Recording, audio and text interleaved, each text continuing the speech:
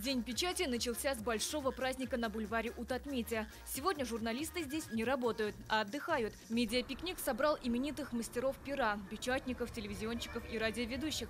Вместе они участвовали в спортивных конкурсах и квестах, фотографировались, даже приготовили булочки в настоящей печи. Сегодня с утра очень солнечный день.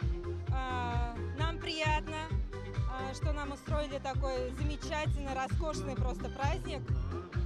Песни, везде пляски, веселье. Такая атмосфера праздничная. И журналисты, и артисты, и наши читатели. Все вместе собрались.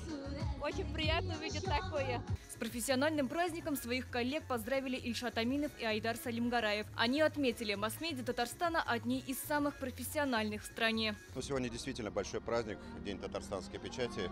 Я хотел поздравить всех наших соработников с этим замечательным праздником, пожелать им, конечно, творческих успехов, не унывать, идти вперед и радовать своих читателей, телезрителей, радиослушателей, интернет-пользователей, потому что мы – это точка опоры для многих в этом огромном информационном мире. И будем оставаться такими долгие годы, поверьте мне. Поздравляю всех с этим прекрасным праздником.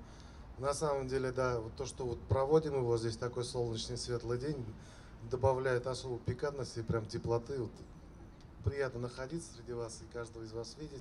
Сейчас в республике работает более 700 СМИ. Общий тираж только печатных изданий Татмедиа превышает 250 тысяч экземпляров. В завершении встречи журналистам вручили благодарственные письма и грамоты. Сирин Захапова, Александр Вольнов, ТНВ, Казань.